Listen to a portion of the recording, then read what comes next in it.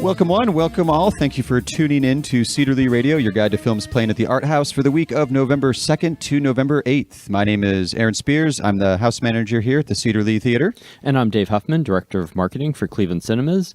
On this week's episode, we'll be discussing the films Beautiful Boy and Suspiria, which open here at the Cedar Lee Theater this Friday. We'll also be discussing the specialty box office. We'll be mourning the loss of FilmStruck. We'll discuss some buzz on the films we're currently playing and preview the films we are opening. And also inspired by Suspiria.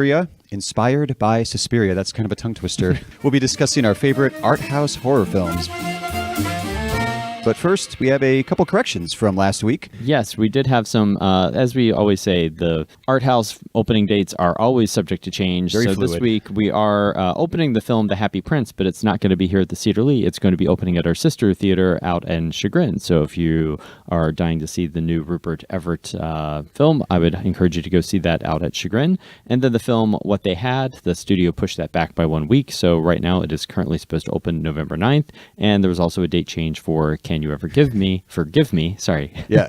Can You Ever Forgive Me, which is now also moving to November 9th and will be opening here at the Cedar Lee as well as Chagrin Cinemas. I guess they're adjustments, not really corrections. We were wrong in that because it wasn't up to us to That was the information we had at the time. Correct. Mm-hmm. We were correct at the time. Yep. A little Things bit more change. correct now. So we always like to start the show with the last scene. So Dave, you promised last week you were going to watch something classy before the show this week. Did that happen? Well, if I... Long pause.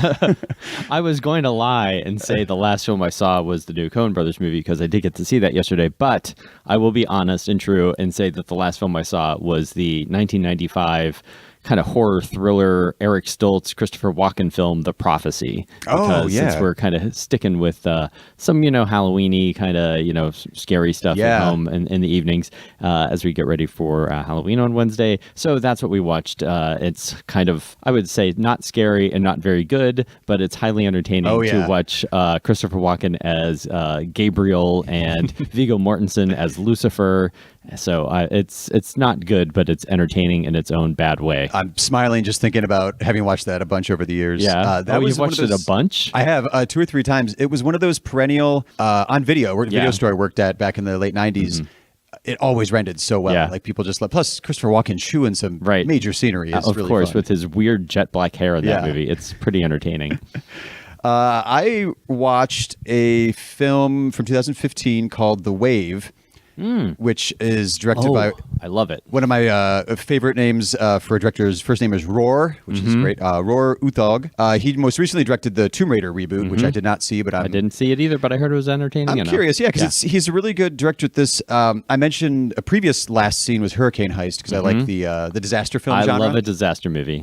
And seeing is this it's Swedish, a Norwegian disaster movie. Norwegian disaster film, and it's definitely got an influence of the Hollywood disaster films that are going on, but it's also grounded in reality and science and everything. And the reason I watched it, I've been meaning to watch it, but I saw they just announced they're making a sort of sequel called The Quake, which comes out next year. Different director, but the same star, and the same character. So I can't wait. It's running the risk of heading into Die Hard territory where, like, how can the same thing happen to the same guy twice? Poor guy. Yeah. Everyone should avoid him. So first the wave and now the quake. Apparently there was a 05 earthquake in Oslo. And now, like, it's like, any day now we're going to have another one. Yeah. So that's what the quake is going to be about. 2019. I was fascinated and loved the wave because it's something you don't think about. It's a tsunami that strikes this little Norwegian town after, part of the mountain just slides off, falls into the water and creates this gigantic wave. Yeah. So it's a different kind of tidal wave. It's not like your traditional tidal wave created by an earthquake. And unlike a Roland Emmerich, or actually maybe like a Roland Emmerich film, they spend some time developing characters, but this, since it's not a Roland Emmerich film, spends a bit more time developing three-dimensional characters rather than just... It's a very entertaining movie, so check it out. I think it's on Netflix, isn't it? I bought the DVD, so I'm not sure. But look at you. I like your commitment to physical media. Which we will be discussing shortly. We will be discussing. In the art house news this week, the specialty box office we always like to check in with. I wrote down a couple numbers because we're going to get to Suspiria because it had a crazy debut. But we've been discussing this for the length of the podcast so far. And we mentioned before, The Wife, it started so strong with 27,000 per screen average and 4 screens. We mentioned Free Solo hit a documentary. Was it a documentary record? Yeah. It was 73,000 on 4 screens. Suspiria just did 89,900 on 2 screens. Yep. Which, do you think that's one of those cases where Well, I also actors think were present, director was present? They should really say per location. Per location, because true. It's not per screen, really. I'm sure that like the theater in New York and the theater in LA that was playing it probably had it on more like than one screen. multiple screens. But it is really, 2 they theaters. say per screen, but it's really per location. And not a big surprise in the 2 biggest markets. That the most anticipated kind of art house horror remake of all time. It did really, really good business. So that's and it has gotten mostly good reviews. It has had some people that have not liked it, but it is a divisive kind of film. And I think people that are diehard fans of the original, we'll get into this a little bit more when we talk about the film, will might have a different opinion than someone that has never seen the original. Right, which, we'll get into that in a second when we get to Suspiria. We're getting ahead of ourselves. Yeah, we're getting ahead of ourselves. And then also Mid-90s, which opened here at the theater this weekend. This is one of those, we talked about platform releases with The Wife and Free Solo, where it's slowly released in more and more theaters each week. Mid-90s did that huge jump from 4 screens or theaters 1 week to like 1,200 or something. Yeah, it was crazy this weekend, but it cracked 3 million, which is really good for a small little 16 millimeter shot film. So that's gaining some success in wide release. So good for Mid-90s. Except for the fact that they probably did overexpand it. Yeah. And now it's in too many theaters. And, like here at the Cedar Lee already in its second week, it's going to be going down to a split schedule. So, it won't be around for that long. So if you're dying to see Mid-90s, I would encourage you to come see it sooner than later because it probably won't be playing for months and months. It'll just be here for a few weeks. What do you think the mentality though is of like if you go from like a 4 screen jumping right to 1,000, like like Free Solo did a few hundred each week and built up and has been going strong. There are some of our distribution partners, shall I say, that seem to get a little over ambitious. Sure. And I think that they thought, oh, Jonah Hill, he's a star, so people will go see it because it's a Jonah Hill movie. But it's not like Jonah Hill's in it. It's not like it's a super bad sequel or something like that you could count on Jonah Hill maybe selling tickets to. This is something he wrote and directed. So I think they probably should have treated it a little differently than they did and maybe taken a little more care in selecting the right theaters to play it in as opposed to just putting it out into 1,000 plus, like mainstream. Well, you get excited theaters. when you got a great film and you want to get it out there to the audience. And it did do really well and it's limited, so they tend to get a little overly ambitious. But I just wish these guys would just call me and I could tell them what they should do because clearly I know what I'm talking about. Yeah. In the main, I don't know, personally, I think for me this week, probably for you as well, the main news that was like, was AT&T bought Time Warner a few months back, and the new executives there were like, you know what? We don't need FilmStruck anymore. They axed a few other things, but FilmStruck really hurt because that was a quick, easy, convenient place to go to get some good quality films. If you're not familiar with what FilmStruck was, it was an online streaming service similar to Netflix and Amazon Prime Video, but it was really focused on classic films and art house films, and it had the entire, not the entire Criterion library, but a vast majority of the Criterion film streaming. So you could, shift from watching, classic Buñuel to, Jimmy Stewart films and all these other things. Right. It was just a great service, and it's going to be missed, and hopefully that there'll be something coming in its wake. Yeah, there's got to be because it's such the huge fan backlash on Twitter and social media this week really proves like no, there's something there that are like, people that are passionate about it, and I actually was one of the few people that had subscribed to the Warner Instant Archive service, which was just Warner Brothers classic kind of catalog, and that was for streaming. It was just streaming only, and it didn't have their big marquee titles on it. Right, it was kind of really only for nerds that wanted to see these films that Mother Jugs you didn't even know that they existed. I mean, like there was like I never even heard of this Betty Davis movie, that kind of thing. And it was hard to sometimes they weren't always the best movies to watch on there because there's a reason why they weren't very well remembered. Right. But it was also just interesting to kind of complete some of your film history and watching.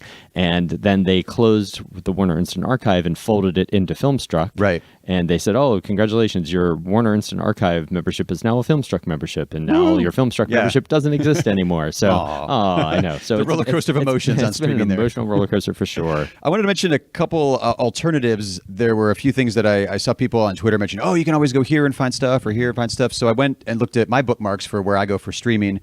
And there's a few, I'll just mention 3 that are free that in case people aren't aware. Kanopy, Kanopy, which around the Cleveland area here, you can get free with a library membership. A little bit of sign up there, but they've got a bunch of Criterion. I was going through the Frederick Weissman documentaries. They've got a bunch on there. So if you're still kind of leaning more towards streaming film geek kind of stuff, Kanopy's a good move there. There's one that's it's great. I usually go to a couple times a month called LeCineClub because I love pretension and that's very French. It's one free worldwide movie per week that they stream. So it's only one movie a week. It's very manageable if you feel overwhelmed by having that queue of 4,000 movies. So they've decided this is what you're watching this week. Right. So it's very curated, but it's free and you can go there and it's a great example of international film. And then also always got to represent short films. So MiniFlix, Flix, is free short films that are out there that are really, really good and worth watching. We will be right back with the Cedar Lee Buzz and new films opening at the theater this week.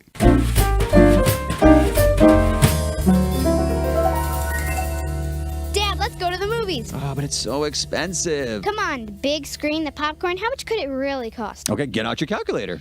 Got it. All right, add it up. Tickets, popcorn, candy, drinks, hot dogs, pretzels, cookies. Dad, that's way too much food. Yeah, okay, but how much is it? It's like $1,000. See, it's too expensive. Give me a break. It's Monday. It's only $5 at all the Cleveland Cinemas locations, plus discounted concession items. You work there. You should know this. Come on, man.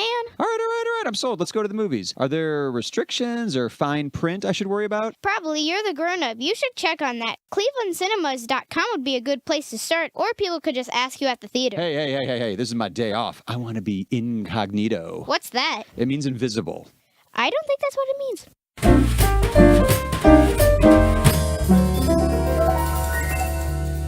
The buzz this week, we're going to keep it a little brief because we want to get to the 2 new films that are opening. But I got to see Mid-90s this week, which I thought was fantastic.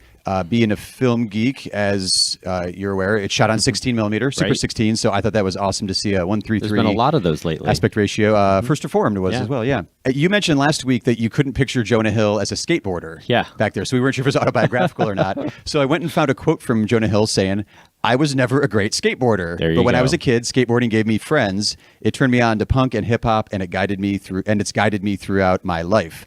I got that quote before seeing the movie, and being those are the 2 genres of music I listened to. I was like, I can't wait for the soundtrack. I thought it was going to be full of No Effects and Screeching Weasel and Pennywise and Guttermouth, and it wasn't. It's not a nostalgic soundtrack-driven movie at all.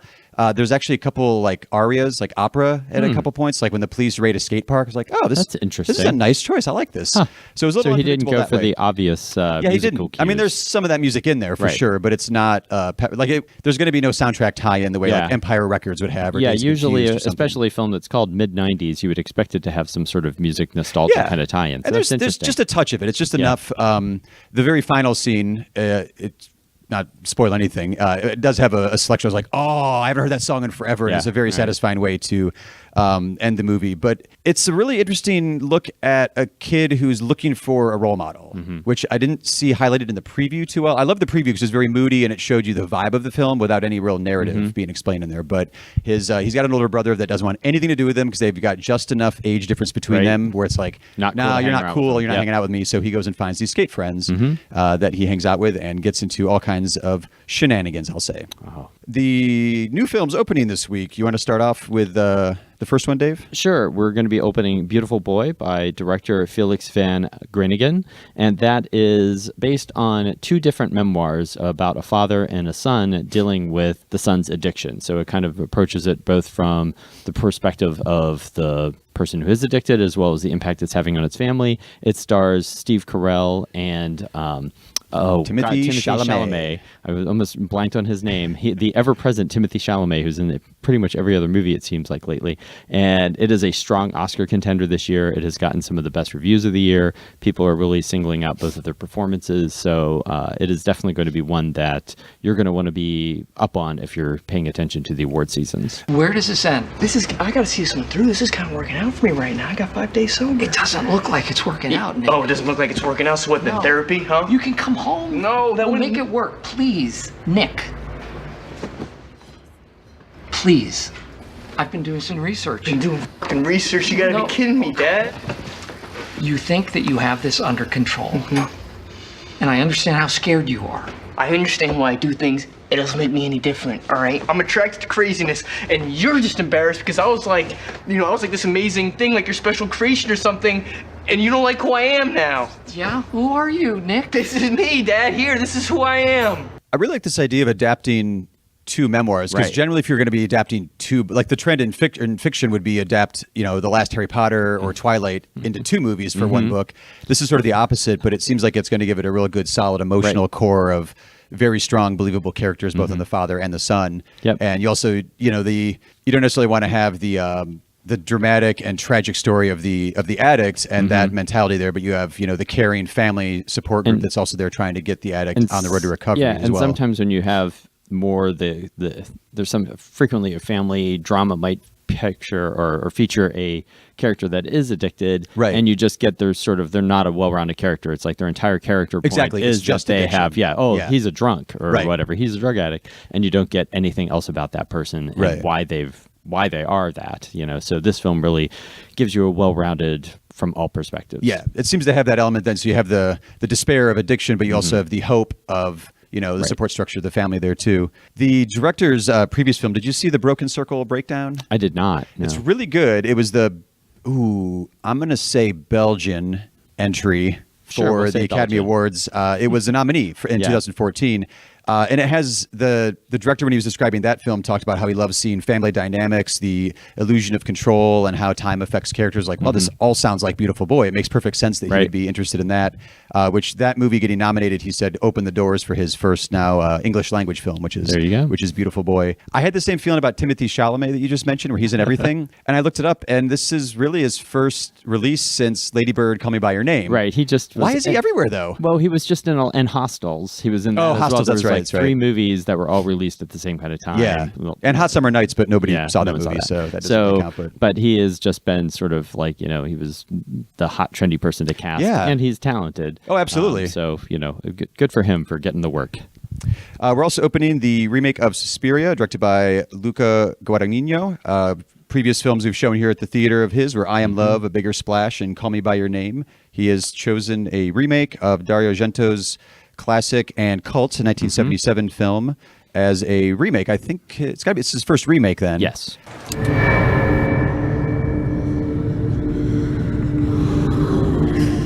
At the beginning, she gave me things. Perfect balance, perfect sleep. Oh, she wants to get inside of me.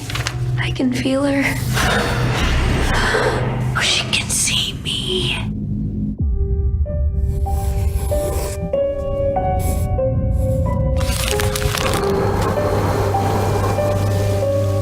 When you dance the dance of another, you make yourself in the image of its creator.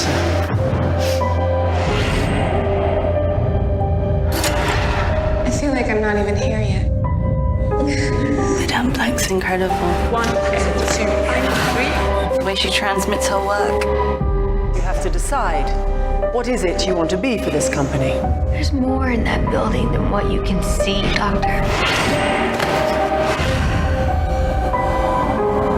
You're living with dangerous people. I was reading a little bit in his bio that he was at a summer camp when he was like 10 years old, and there was an abandoned theater in the town, and the old Suspiria poster was still up, Gotcha. which I was like, that's a scene Right. from an Argento film Yeah. right there. It's pretty impressive. So That's awesome. He's been obsessed with this movie for a while and wanted to bring his own take to this Yeah. particular film. Well, I've actually seen Suspiria. I saw it a while back, and I thought it was beautiful and creepy and really well done. Tilda Swinton is great in it. There is one thing about it that did sort of bother me, but I don't like to talk about it until other people have seen it because I don't want it to be the thing that they focus on. But it didn't ruin the movie for you. It didn't ruin the movie Right. for me at all, but I just think, like, how much greater could this movie have been if he wouldn't have done that? But, that's just a personal thing. Other people have, the thing that drove me crazy, other people have singled out as one of their favorite things about There it. you go. So there you go. Everything is subjective.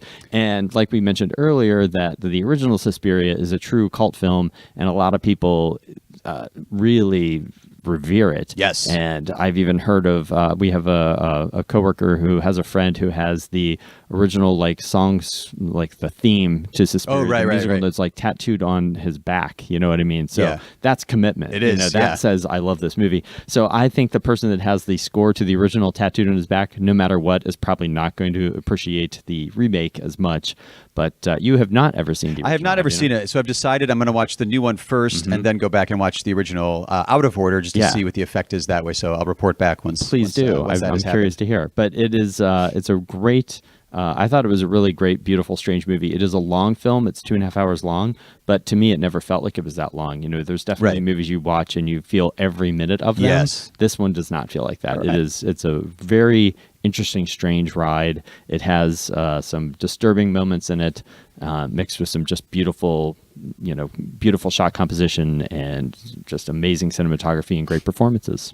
I'm wondering how the crowd reaction is going to go if this, like you said, it's a beloved cult film, that this one seems to be, I mean, it's way longer than the original. Yes. It's a very artistic reinterpretation of the original one. Do you think, since it's not a Hollywood remake of it, that helps it? I was going to say, it seems like it would give it some street cred. It definitely isn't trying to like be accessible. The original Suspiria is more a film that people love for the kind of atmosphere of it and the visuals of it. It's not like people are talking about the amazing story or performances or anything of the original. It really is about atmosphere and visuals and things like that. Whereas this one has a lot more of the story and the characters fleshed out. Okay. So I feel like it's a little more satisfying in those regards. So they're just very different movies. And some people would say, aside from the title, there's not a whole lot. There's similar elements in both, but this Dance one has company and all that. Yeah, this one has a lot more characters kind of fleshed out and new characters in it. You mentioned the score for the original because of the tattoo. This one is Tom York from Radiohead, his first feature film score. Did it strike you as something of note? Like I immediately want to compare him to Johnny Greenwood from Radiohead as well, who's been doing scores for a while, including this year already did You Were Never Really There. I'm not the director of the movie, but had I been, I might have made a different choice. Really? Yeah. Okay. That's just me. I like Tom York fine, but I just found it a little incongruous, whereas the other one really added atmosphere to it. I felt like the music to this didn't help it, but it didn't hurt it either. It just was, I didn't know that he had done the score until I saw his name come up in the opening credits. I was like, oh, look at that. Okay, look at that. Okay.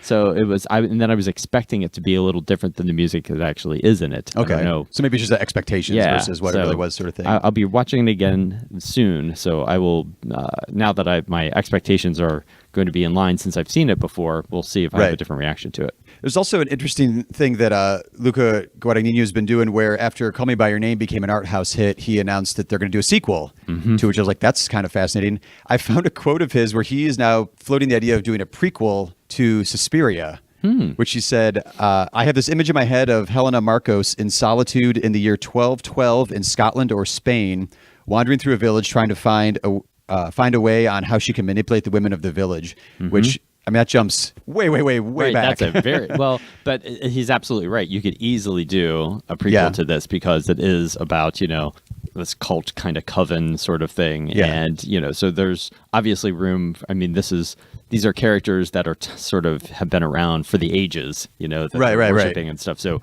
you could have a prequel that would be set anytime, and certainly the 1200s. Why not? I'm curious of that. He's got like this interesting film universe going that's about as odd to me as like when Before Sunset came out, like a sequel to that movie that nobody saw a few years ago. Right. I'm excited for it, and that sounds like a great idea, but all right. That's an interesting career he's carving out for himself there. He's a very talented filmmaker. I loved A Bigger Splash. I liked Call Me By Your Name. I felt like that was a little overrated personally, but I felt like I was supposed to like it more than I did like it, if that makes any sense. Yeah, no, it was good. But yeah, I think Suspiria film, is, to me, I thought Suspiria was a better film than Call Me By Your Name. All right.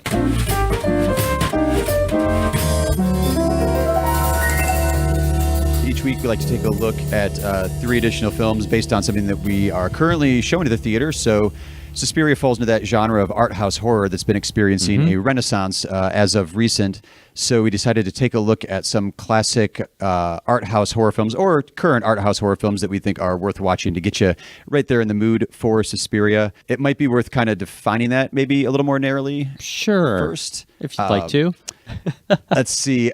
So not Do we like have a definition, Aaron? I want to say like just horror films that play at the art house versus the mainstream slasher films made by a studio. Yeah. Maybe something made like Suspiria with a little bit more care and thought than just I want to make some money, let's kill some teens and get on with it sort of thing. Yes, it is not. It's not your traditional slasher movie. It has a little bit something more to it. I noticed a trend in the ones that I picked out where like it's also there's more social commentary than just watching bunches of like entrails and buckets of blood being spilled as some killer kills a bunch of people. Sure. What is your first pick for this week? My first film, actually, I just noticed that all of mine, like Suspiria, which is a female-centered and female-driven film, all three of mine are actually female-centered, female-driven films. Although one of them, I guess you could say, isn't quite that.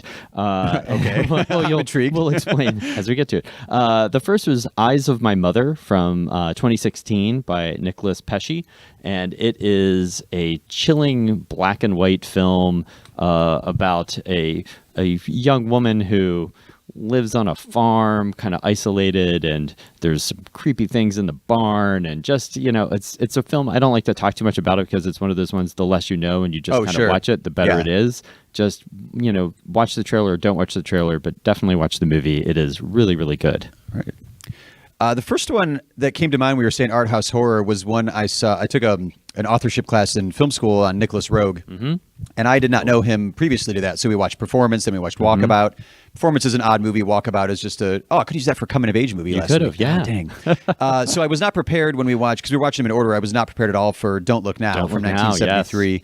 All I knew was Donald Sutherland and Julie Christie, and I was like, okay, sure. And I was not prepared for the movie there. So like you said with Eyes of My Mother, it's kind of one of those, if you haven't seen it, don't read too much about it. Yeah. It's a great, creepy, like skin-crawling, goosebump, creepy Don't thriller. Look Now has a very, as I sit here and think back to watching that and thinking about watching the original Suspiria, they give me the same kind of memory. Yeah, you know what I mean? Like where you just don't necessarily remember all the plot points, but you remember how it made you feel. Yeah. And that's how I It's exactly what Don't Look Now is. It's a grieving couple, but that's just the bare thread. And Nicholas Roeg was also a cinematographer, so he's very, very good with the visuals and the mood and the atmosphere is it's just eerie the whole way through on that one. It's a great film. The next one on my list is a film that we played here in 2008, I believe, maybe 2009. It was from 2008, and it is the great Swedish vampire movie Let the Right One In. And this is one where I say it's female-driven, but it isn't, because the vampire is actually supposed to be kind of asexual. So, but it is played by a little girl. That's why I was like, well. Anyway, but it's by Thomas Alfredson, and it is truly one of my favorites. It was remade here in the States as Let Me In, starring Chloe Grace Moretz, which was also a very good movie. But the original is just fantastic. I actually even saw a stage adaptation of the. It's based on a novel, and it was adapted for the stage. I saw it in London in the West End. That could work. And it totally did. Yeah, okay. And the whole time I was just like, I can't wait to see how they do the pool scene. Oh, if you've ever seen the movie, it's like the iconic kind of moment at the film at the end, and they pulled it off on stage in a tank, but not quite as effective cinematic as it was cinematic. Yeah. But if you've never seen Let the Right One In, it is a really brilliant, creepy, atmospheric, beautiful, snow set, Swedish horror movie. So I really recommend it. I went with, when I was thinking art house horror, one of the movies that came to mind when I finally watched it a couple years ago, Henry, Portrait of a Serial Killer from 86. And then I started reading about it. I had no idea it went out on the festival circuit. Yeah. Like this was a true, art house horror film. Yeah. Like it went on the festival circuit, got great reviews, got rated X originally, and saw this controversy, and it is jarring still. Like I watched it, I think it was 2 Halloweens ago for the very first time, and it's starring Michael Rooker Michael Rooker as Henry Lee Lucas. I'm a big true crime fan, so I felt bad that I hadn't seen that movie up till then, but it's not a all these are kind of like they're an uncomfortable watch. Yes. That one's there's very a use of video in Henry, Portrait of a Serial Killer that I was not prepared for. That just really dives into just like the filthy, psychotic. It's well, I'm the rare person that actually saw that movie 2 times in the theater in its original release at the art house. So I was just blown away by it, and still am. We showed it, I believe, was it last year or 2 years ago over at the Capitol for its anniversary, like a new restoration of it. And I was disappointed that more people didn't come to see it, just because because to me it's this essential kind of film. But I also understand that it isn't the kind of movie that people are like, hey, honey, what do you want to do tonight? Right. Let's go watch that disturbing serial killer movie. Because a lot of times in this genre, especially like the Hollywood version of horror films, you kind of glamorize the killer, and in this one you're just like, and there's a release, disgusted. Right, exactly. There's a build-up and a release, and there's almost all horror movies have a little bit of humor to them in some way. You know what I mean? Where you're sort of like, it keeps you at a safe distance. Yeah, it allows you a little release, like you said, during the film to like laugh a little bit. That movie absolutely is humorless, right? As the nicest way to put it. Yeah, the way like if you're watching Scream or some Wes Craven stuff, you maybe even cheer for the killer at certain points, or some of the more fun, later in the genre. But this one, if you're cheering for this person, I don't want to know you. Right. Well, speaking of films that are kind of tough watches and humorless, there's a film that was out earlier this year. We did not play it here at the Art House. We probably should have, in my opinion, and that was Hereditary, the film starring Toni Collette by Ari Aster, and Gabriel Byrne is in it as well. And it is just a really upsetting movie and just great. It's another kind of, it has a cult kind of angle to it in the plot, but it's really more about parenting and dealing with there's a scene where she's dealing with the loss of a child that is just insane. Yeah. And if Toni Collette doesn't get an Oscar nomination for this, just for that scene, well, she really has already gotten a lot of Oscar buzz, so hopefully it'll be one of those ones that people don't forget about. Right. The movie did make a lot of money, so hopefully it'll be well remembered and the studio will get behind it, because she really should get another Oscar nomination for that, because she was fantastic in it. And it is a creepy movie. I just watched it again this last week on my birthday, actually. It was like, this is what I want to watch on my birthday. And it really held up. In fact, I think I liked it even more the second time. So I would really recommend Hereditary. I was going to say, when you say held up, usually that means I'm revisiting something from years ago. I'm like, it was like 4 months ago. I know, but up. I'm saying, on a second viewing. On a second viewing, sometimes even when you watch something that close together, you might not hold up as well. Right, take some damage. Yeah. So that one is a good one too, because like you said, it's based on like family dynamics, and well, the title's perfect. It's Hereditary. It is. And what is nature versus nurture? What's just in your DNA versus what's kind of taught to you there? But also it has a great title, which you don't get with a lot of horror films. You get a lot of generic stuff like Hereditary. It Follows has a perfect title, like you couldn't call that anything else. My last one also has a perfect title and is also from this year. Well, in America, it's from this year. It is the film Revenge from this current year, directed by Coralie Farragut. It's her feature film debut, and it's all set in this desert kind of hunting environment. Right. So it's a mistress goes with a guy out to this very remote, in the middle of a desert canyon is actually where they say it's set at. And he's meeting his two other buddies. Super rich guy, like lands in a helicopter, this amazing house out here in the middle of nowhere. And this one's awesome because it's got that idea of the, I'm trying to remember the film critic that wrote about the male gaze in film history, about how everything is done with this idea of overly sexualizing female bodies, which this movie does to the star Matilda Lutz for the first, 20, 30 minutes. You're like, it's uncomfortable how much of her body the camera just obsesses over. Yeah. And then there's an accident. It's not really even an accident. She's left for dead. Oh. And the whole rest of the movie is just her getting revenge, which is why it's a perfect title. And so it's almost this like revenge on the male gaze for, the next, and it's gruesome. Yeah. There's a scene of a guy trying to pull a piece of glass out of his foot that is insanely close up, and the soundtrack, you're wincing me just describing it. It's that kind of movie, but it also has a great story, and it's one of those that's when I put that on my list. I was like, oh, these all have a social commentary kind of aspect to it, because it has the gore, so all the gore fans will be happy with it. And it's got a great revenge plot. It's called Revenge after all. But it also has a great commentary along with it there. And by the end, there's just gallons of blood by the end. I have not seen that one, so it's great. Put it on my list. All right.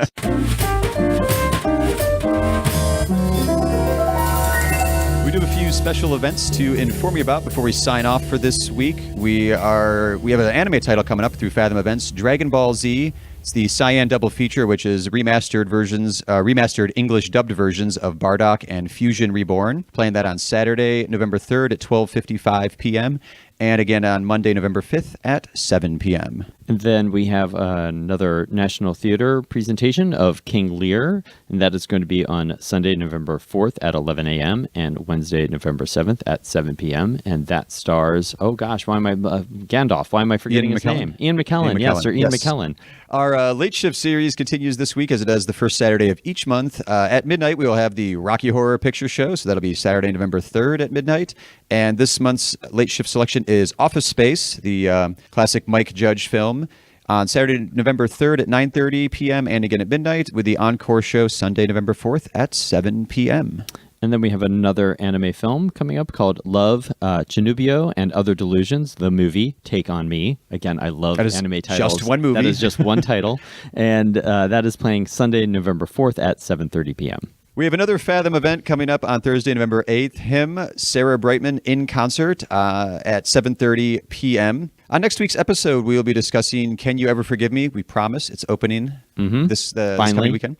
Also, Paul Dano's film Wildlife and What They Had. And inspired by Can You Ever Forgive Me? We will be discussing our Cedar Lee 3 picks for favorite con artist films. You can always submit your picks through the usual social media channels at Cedar Lee Theater. If you're on Twitter, use the hashtag Cedar Lee 3, the number 3, to let us know what your picks are for favorite con artist films.